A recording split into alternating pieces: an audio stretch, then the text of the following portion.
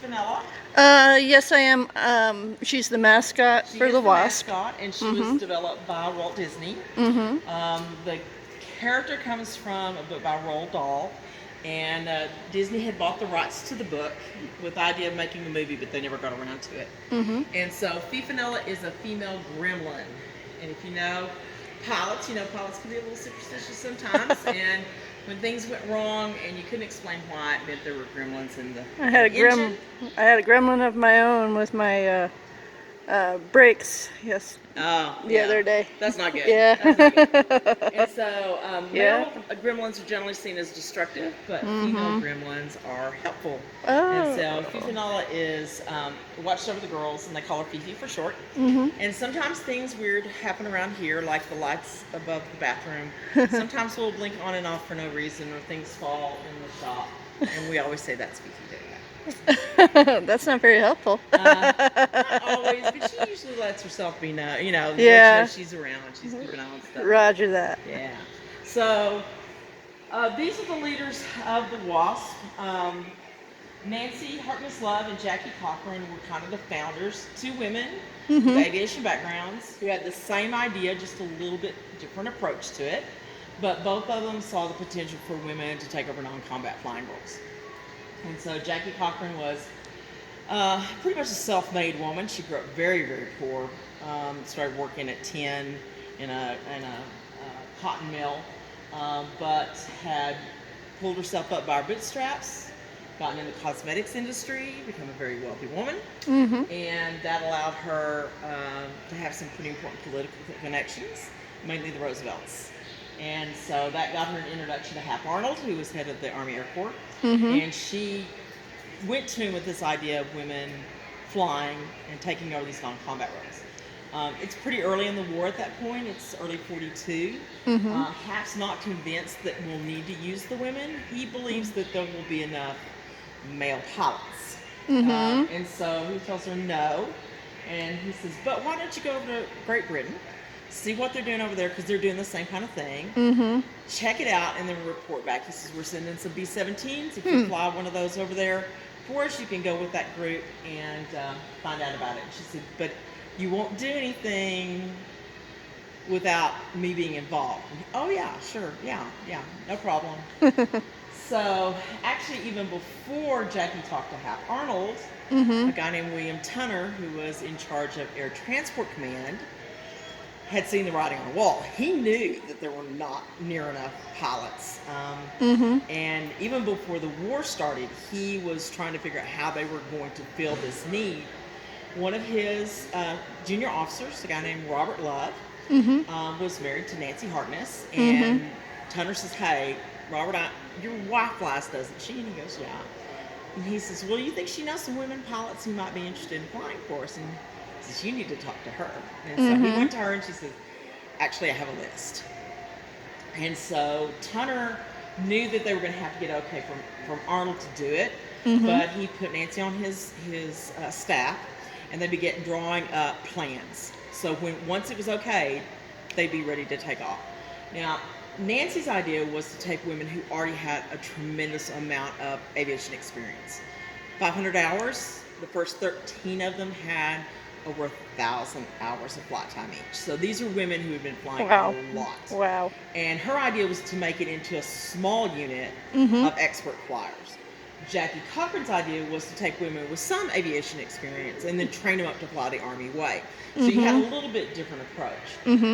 So when it became very apparent, the war has started now, the U.S. has been pulled into it, Hap Arnold is being told we don't have enough pilots. And he tells Tunner, do you have a plan? And he said, yeah, we can use these women. And so he says, go ahead and get started. Well, about that time, Jackie Cochran returns from England and is like, whoa, you told me I could be in charge. So Nancy's going to be in charge of the Women's Auxiliary Ferry Squadron, the WASP. Jackie Cochran will be in charge of the WFTD, Women's Flight Training Detachment. I have to think about that. And the idea was that originally they would be two different groups. Eventually they're rolled over into one. Nancy will still remain in charge of the ferry part of the project, Jackie will be overall commander, but her emphasis is going to be on flight training. And so the WFTD starts in Houston. They had about 3 classes go through there, and they realized Houston was way too busy. They didn't have separate facilities for women. They were having to live off base. It was a mess. So the RAF was actually using Avenger Field. They were wrapping up their use of the base, and so the decision was made to move the WASP here. Oh, okay. So if you come around on this side. Now, we do have some biographies there that give you some more information about these different people, especially their background. This is William Tunner. From the very beginning, he had complete confidence in the women. When they first started, the WASPs were doing their thing, and they were starting to move aircraft from place to place, mostly trainers at this point, because that's what the bases were needing, were the trainers. There were a couple of base commanders who were putting limits on what the women could do. So many limits to the point that oftentimes the women couldn't fly because of all these provisions. Right. Tunner finally found out about it, came in and said, the women will be allowed to fly any aircraft they have checked out in, just like any male pilot will be allowed to fly any plane he has checked it out in. That's that. We won't discuss it any further. And so he really had complete confidence in the women from the get-go. Yeah. And that really helped the WASP kind of get their start and get going. Yeah. Nancy Love, in 1 month, checked out in 16 different aircraft. Whew, wow. Yeah. That tells you what kind of pilot she was right there. 'Cause she's flying everything from P-51s to B-17s. So Dee Dee Deaton was Jackie's right-hand woman. She ran stuff here at Avenger Field. She's the one who made sure everything got done. Lots of times Jackie wasn't here on base. She was checking on her girls in other places. She referred to them as her girls. Sometimes she was in Washington, you know, pushing for the women to get more support. And so Dee Dee's her woman on the ground, making sure everything gets done. Of course, Eleanor Roosevelt supported the women from the get-go. She actually wrote a couple of articles, editorials prior to the WASP being established, talking about how women could be our secret weapon.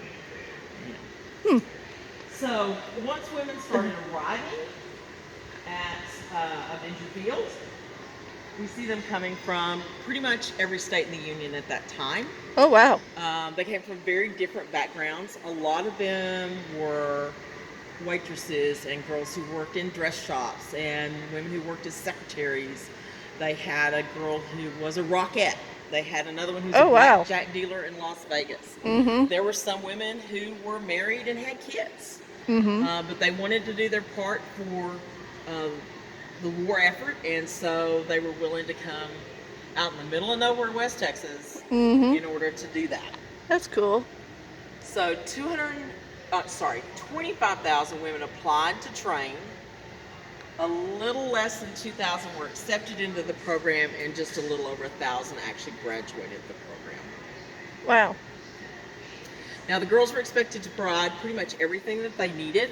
The only thing that the Army provided for them was a flight suit, light suit.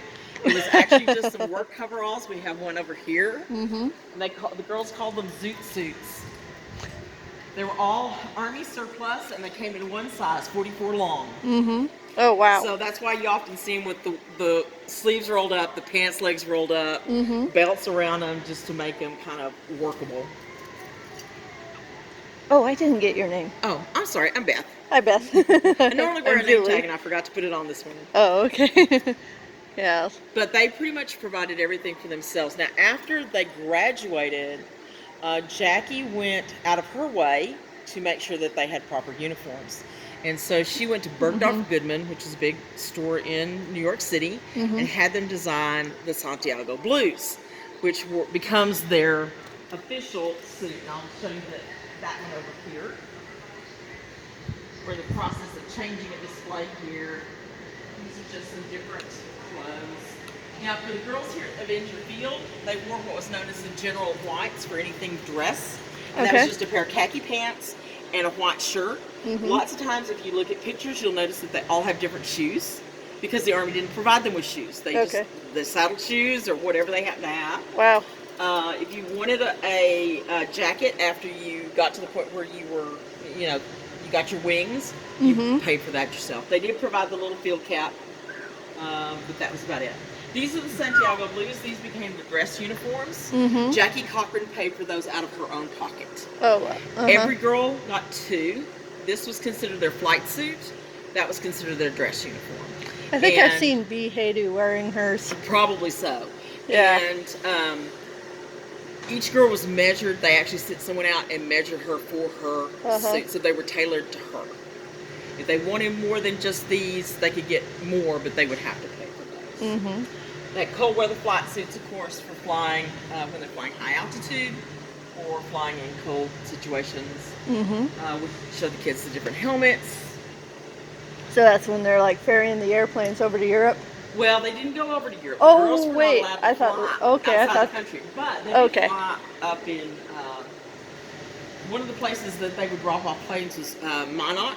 There was one place up in North Dakota, and there was another place in Montana. They dropped off P-39s in Montana, and then male pilots took them to Alaska, and the Russians picked them up in Alaska and took them back. Okay. So these are some pictures of some of the instructors. The instructors, for the most part, were men. I believe they were all men. And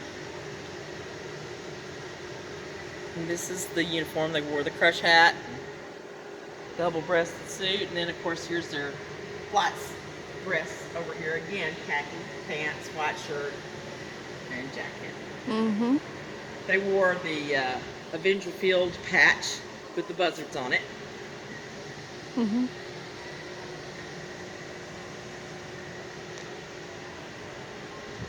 So all these pictures were taken at Avenger Field? All of these are at Avenger Field. Okay. There might be a couple from Houston, but I think they're all Avenger Field. Okay. Cool. So we had other kinds of folks helping, of course. We had cooks, nurses, secretarial staff. We actually have one of the old recipe books that they have, and here's a recipe for biscuits. Everybody, some people liked the food here, some people didn't like the food, but everybody liked the biscuits. And this recipe makes 575 biscuits. Oh, cool. Wow. They paid the girls in $2 bills. And the reason they did that was to help the people of Sweetwater see the economic impact. Oh, interesting. When they first came, there was not a lot of support from the local community. Most of them they just didn't believe these women could fly. When they flew the planes in from Houston, there were people lined up down the Banks Head Highway, 2 miles either side of Sweetwater, waiting to see them come in.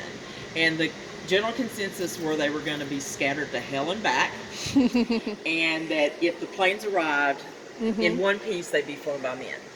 However, every plane was flown by a woman. Every plane made it all the way here on time, on schedule, with no problems. Awesome. It took a little while, and even after Sweetwater accepted the women, lots of times they would go to other places. They'd be dropping off planes, or they have to spend a night in a small town, and they would run into people who just didn't believe that they were who they were. 2 of the girls said that they had dropped off some planes. They were going to have to spend the night, so they set them up in a hotel. They went down to eat dinner. When they came back to the hotel room, the sheriff was sitting on their bed and said, I don't know what you girls are up to, but you're telling everybody you're pilots, and we know that's a lie, and y'all better get out of town. Whoa. So one of the girls said that she got to where when people asked her about her uniform, if she said she was a pilot, they would accuse her of lying. So she just told them that she was an elevator operator. Oh and my they left her gosh. alone. Oh my gosh. Apparently women wearing pants just freak people out. But as you can see, there's a lot of cooks and all sorts of stuff. Elevator operator. Yeah. That's too Yeah. funny. Let's see. These are some more of the support team. There were mechanics, of course. Some of the mechanics were women. Matter of fact, our head archivist, Ann Hobb, her mom was one of the mechanics out here. And that's kind of how she got involved in the museum. So over here we've just got some general pictures taken around Avenger Field and around Sweetwater. That's a really popular picture right there. Yeah, the ones of them in their flight jackets. Yeah. They go to the local swimming pool. They went to the rodeos. They would go to dances. Of course, they called Avenger Field Cochrane's Convent. And the reason they called it that was after the women first got established, for some odd reason, they suddenly started having all these male pilots who had flight emergencies and had to land at Avenger Field. Imagine that.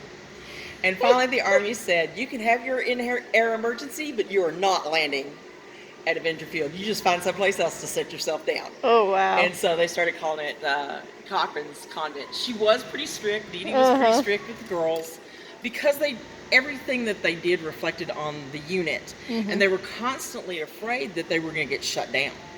And so the girls were expected to behave themselves, deport themselves like ladies. They did have a pretty strict curfew, though there were some ways to get around it sometimes, jumping the fence and things along those lines. Each girl, when she went flying, was expected to carry a hairbrush and lipstick in her flight suit so that when she got to where she was going, she could run a brush through her hair and put on some lipstick and look nice. So, one of the things that the girls had to deal with that men didn't was that the planes were meant to fit men. Okay. And oftentimes women were much shorter than the guys were, so they would use seat packs and cushions in order to get them sitting up. So the joke was, how many cushions are you? You know, are you a 2-cushion girl or a 3-cushion girl? And this is an actual cockpit of BT, and we let the kids get in that. And grown-ups can get in it too, so if you decide you want to get into it, feel free. Roger that. And then we, of course, got the link trainer. This is how they learned to fly instruments. And it would have a hood over it, and they would spin them around, and then they would have to focus on the instruments to make sure that they were doing what they were supposed to. And there's a little... Was this one restored here? I think that it was. I don't know for sure if it was restored here or if they had to send it someplace. Okay, because I've seen various places where they've restored them or where they're on display. I think they had one in Midland for a while. It seems like at the CAF Museum. I think they had one there. Okay. If I remember correctly. So, of course, the girls had to go through ground school. They had to learn basic mechanics because oftentimes if they had to sit down somewhere, they were going to have to fix their airplane themselves. They had to learn Morse code. They had to learn a lot about meteorology. So a lot of stuff along those lines. It was restored in Marietta, Georgia. Oh, is apparently, that what it says? or it was restored by Bob Allen of Marietta, Georgia. Cool. So probably Marietta. So this is our gold. I call it the Gold Star Wall because that's the term I knew growing up. 38 women died serving their country as a WASP. About a third of those were trainees, and were in almost every one of the trainees that was killed was flying BT-13. Yeah, I always heard it could be a complicated plane to deal with. It had a lot of idiosyncrasies. Wow. The other 2/3, of course, were more experienced pilots. 3 of them were WAFs. The WAFs were Evelyn Sharp, Cornelia Fort, and there's one more. I can't remember who it was. It may have been... Crud. I looked it up just the other day. Yeah, I can't remember who it was. Sharpie? Now I can't remember who the other one was. Of course, Gertrude Thompson, she is the only one whose body was never recovered. They never figured out where she crashed. I don't know if you know the story. She was with a whole group of 51s that were flying across the country. Normally when the girls flew, they weren't allowed to fly at night, and they had to call back in home every time they landed at a field. Because she and some other women were with a group of men, they weren't required to call back home and check in. They didn't realize she wasn't with them until they got all the way to Newark. Oh no. And they think she probably crashed either on takeoff or right after takeoff. There were some people said they thought they saw a plane go down in the ocean off of Long Beach, and I think that's where that was. Oh, shoot. Cornelia's story is kind of interesting. Cornelia was actually in the air in Hawaii on the day Pearl Harbor was attacked, and she was actually one of the first people that's engaged where I've heard her name. by the Japanese, and she managed to get her pilot, trainee, and herself and her airplane on the ground in one piece. She was killed flying planes from Long Beach, they were going to Dallas. They were actually very close to here, about 20 miles that direction. And one of the guys that she was flying, there were a whole group of them flying BTs. He was goofing around, not paying attention, and he clipped her wing with his landing gear, and she crashed. And there's a historical marker over in Mulberry Canyon honoring her. And she was one of the first ones to pass away. When was this hangar opened? This hangar was opened a year ago last April. Okay. So it's about a year and a half old. The other hangar was built in 1929. Okay. Yeah, so it's original. So when the girls went, they had to do test rides in each of the aircraft that they checked out, and there were 5. They flew either the Stearman or the PT. Sometimes they flew both. The BT, the T6, and then the UC-78 gave them some multi-engine rating. When they went to do their test flight, they went to the wishing well. Of course, they weren't actually here. They were over there where you see TSTC. Their barracks were all over there. Right. And there's a wishing well over there. It's a fountain. And the girls would go throw coins in them before they did their check ride. If they passed their check ride, they went back to the wishing well, and their friends threw them in the fountain. Oh, cute. That became their tradition. Once they graduated, they did all their flight time, did all their ground school, then they received their wings and they rang the bell. And this is an actual picture of a diploma. Oh, okay. So right now we kind of focus on the training, since that was what was done here. But of course, what's really important is what they did after they finished their training. And so over here we have a map that shows all the duty stations that they went to. Oh, wow. About 220 duty stations, I believe is the number. Don't quote me on that, I could be wrong on the number. But all over the United States that they worked out. The ferry groups worked out of Long Beach, Dallas,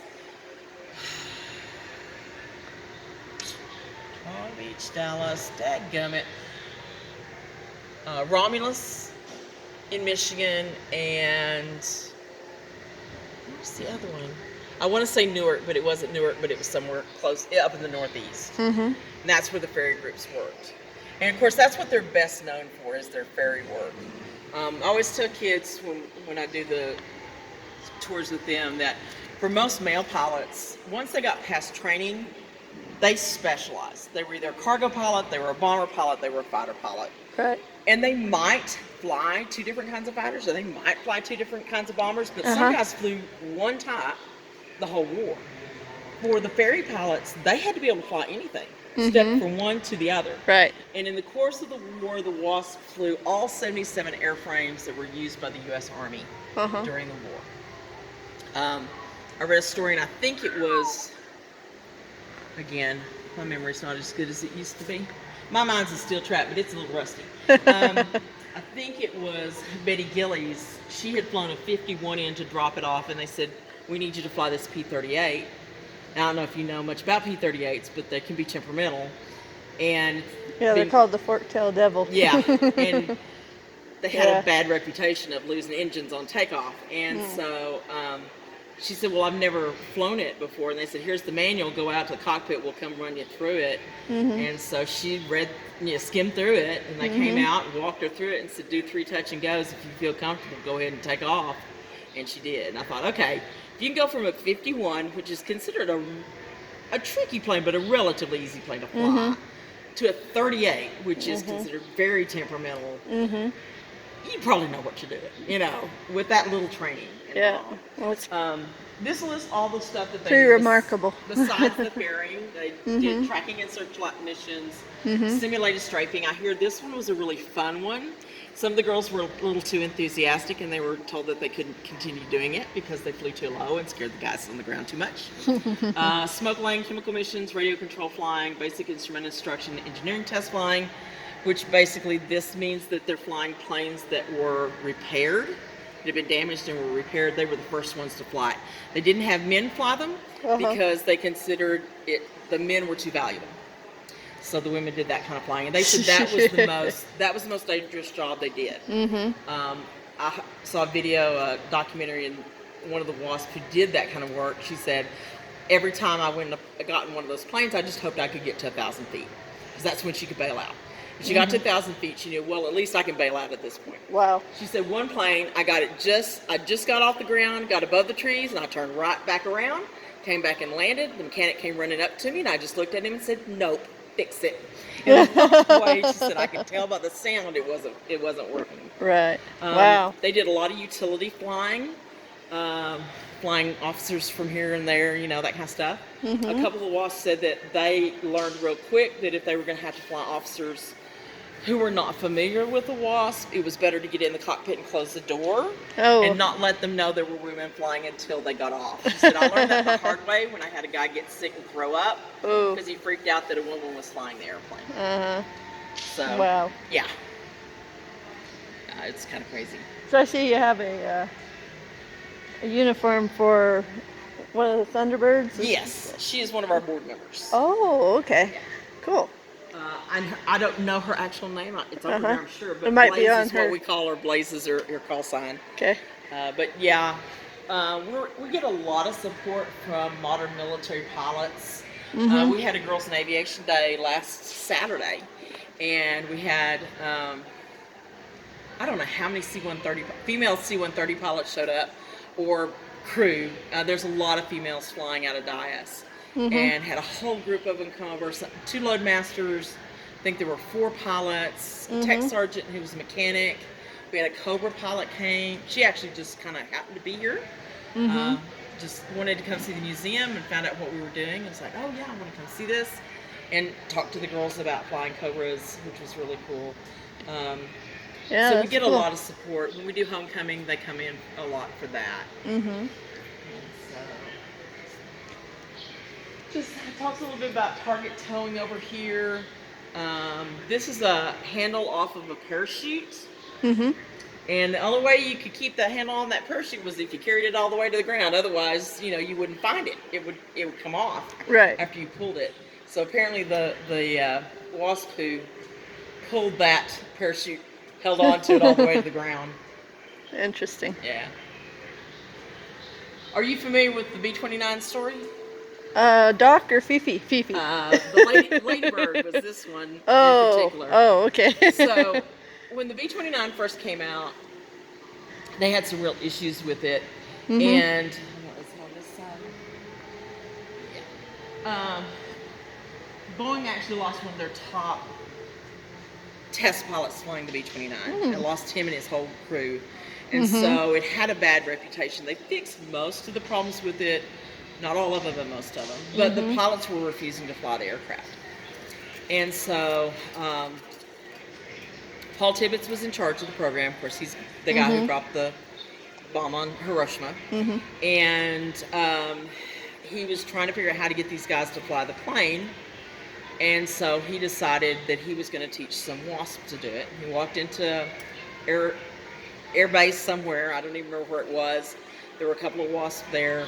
And he said, do you want to learn to fly multi-engine plane? They said yes. He spent 3 days teaching them how to fly. And one of the problems that they had with the B-29 was engine fires. The cowlings were too tight for some reason. They never fixed it. And he knew that that was probably something that was going to happen. And he didn't tell the women that. He just waited to see what they would do. And sure enough, they had an engine fire. And what they did was they went through their procedures. And they put the fire out, and they kept on going. And he said, I knew they were my girls, So then he did a tour of all the B-29 bases with those ladies flying him in.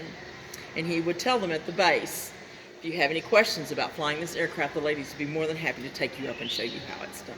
Wow. And so from that point on, there was very little arguing about who was going to, flying or not. We see the same thing with the P-39. The P-39 was not a real popular plane. That's why we sent it to the Russians. But even the male ferry pilots didn't want to fly it. And so Tunner said, I knew that it was a hot plane. I knew that it was tricky. But I also knew that it could be flown safely if flown by the specs. So there was only one thing I could do, and that's put my girls on it. And he said, and they did it, and they did it well without any problems whatsoever. And the complaints stopped there. And so on 2 different occasions, the women did what they needed to do in order to, get the men to fly the airplanes they didn't want to fly. But for the men, if they chose not to fly an aircraft, They might be moved to another air base. They might be given other duty. The girls refused to fly an airplane. They sent them home. Right. Wow. And of course, the girls that died because they were not considered military did not. The Army didn't bury them. Families had to pay to have their bodies shipped home. And usually the girls took up a collection in order to pay for the funerals.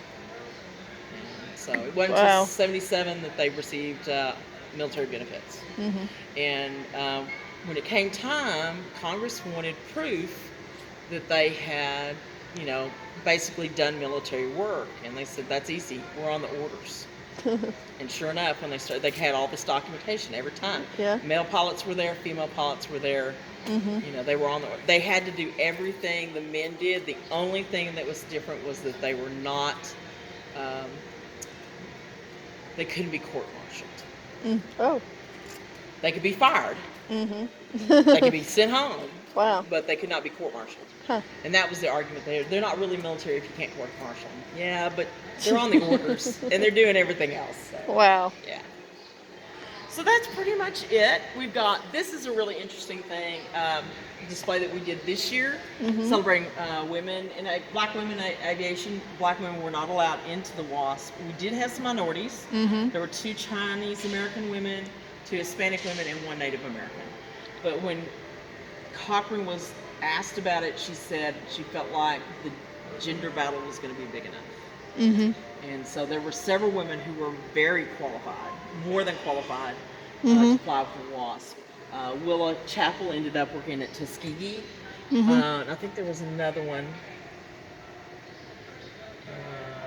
but I can't remember, but I know she did.